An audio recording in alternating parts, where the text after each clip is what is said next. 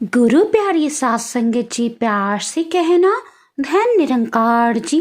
सात संगत जी, आशा करती हूँ कि सतगुरु माता जी की रहमतों की बरसात आप सभी पर हो रही होगी और आप सभी बहुत ही अच्छे और स्वस्थ होंगे। सात संगत जी, आज एक और दिल छू लेने वाली साखी लेकर आई हूँ और आज की साखी अगर अच्छी लगे तो कमेंट करके जरूर बताइएगा। तो आइए संतो जी, साखी सुनते हैं। सात संगत जी, एक बार देवर्षि नारद जी बैकुंठ धाम गए।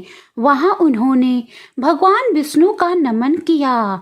नारद जी ने श्री हरि से कहा, प्रभु, पृथ्वी पर अब आपका प्रभाव कम हो रहा है। धर्म पर चलने वालों को कोई अच्छा फल नहीं मिल रहा। जो पाप कर रहे हैं उनका भला हो रहा है और जो पुण्य कर रहे हैं उनको भी अनेक कठिनाइयों का सामना करना पड़ रहा है। नारद जी की बातें सुनकर श्री हरि ने कहा, ऐसा नहीं है देवर्षि, जो भी हो रहा है सब नियति के जरिए हो रहा है। तब नारद जी बोले, मैं तो देखकर आ रहा हूँ, पापियों को अच्छा फल मिल रहा है और भला करने वाले, धर्म के रास्ते पर चलने वाले लोगों को बुरा फल मिल रहा है। आखिर में ऐसा हो क्यों रहा है? तब भगवान श्री हरि ने कहा, कोई ऐसी घटना बताइए। तब नारद जी ने एक घटना सुनाते हुए कहा, मैं अभी एक जंगल से आ रहा था। वहां एक गाय दलदल में फंसी हुई थी। कोई उसे बचाने वाला नहीं था। तभी एक चोर उधर से गुजरा। गाय को फंसा हुआ देखकर भी नहीं रुका।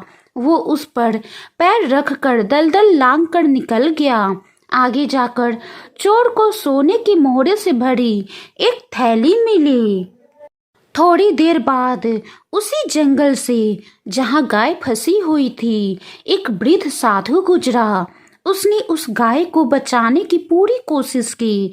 पूरे शरीर का जोर लगाकर उस गाय को बचा लिया। लेकिन मैंने देखा कि गाय को दलदल से निकालने के बाद वो साधु आगे गया तो एक गड्ढे में गिर गया।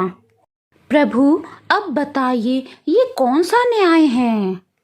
चोर जिसने किसी जीव को ना बचाने का निर्णय लेकर आगे बढ़ गया, उसे सोने की मोहरे मिली और वो वृद्ध साधु जिसने अपनी पूरी ताकत लगाकर वो जीव को बचाया तो वो खुद जाके गड्ढे में गिर गया। ये अन्याय नहीं तो क्या है?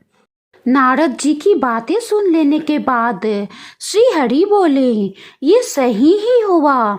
जो चोर गाय पर पैर रखकर भाग गया था, उसकी किस्मत में तो एक खजाना था, लेकिन उसके इस पाप के कारण उसे केवल कुछ मोहरे ही मिली।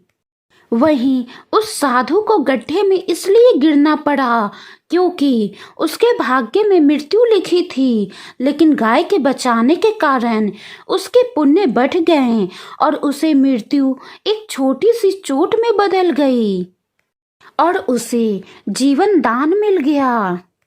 भगवान श्री हरि बोले, नारद जी, याद रखना, इंसान के कर्म से ही उसका भाग्य तय होता है, भाग्य से कर्म नहीं।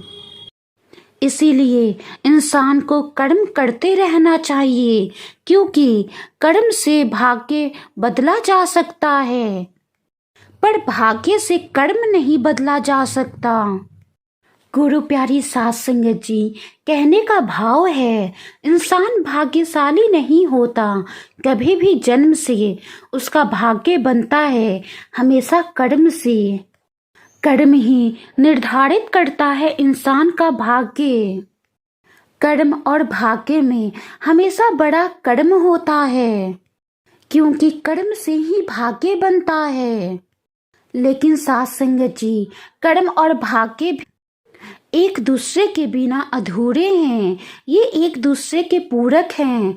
कर्म अगर ताला है तो भाग्य चाबी है।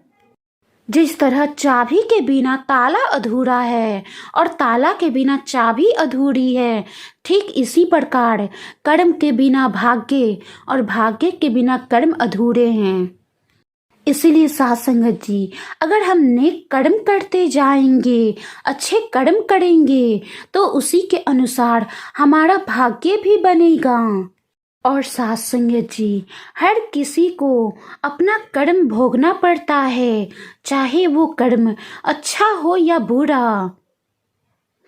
कर्म की पहचान समय खुद दे देता है। भाग्य हमारे कर्म पर ही निर्भर करता है। हम जैसा कर्म करेंगे, हमारा भाग्य भी वैसा ही बनेगा। साथ संगत जी, हमारे कर्म ही हमारी पहचान है, वरना एक नाम के तो दुनिया में हजारों इंसान हैं। तो साथ संगत जी, आज की साखी कैसी लगी कमेंट बॉक्स में ज़रूर बताइएगा। और अगर कोई गलती हो गई हो तो बख्श लेना जी। साखी को लाइक करें, शेयर करें और चैनल को सब्सक्राइब करें। साथ ही में बेल आइकन पे प्रेस जरूर करें। अगली बार एक और नई और प्यारी सी साखी के साथ मुलाकात होगी। गुरु प्यारी साथ संगत जी, प्यार से कहना, धन निरंकार जी।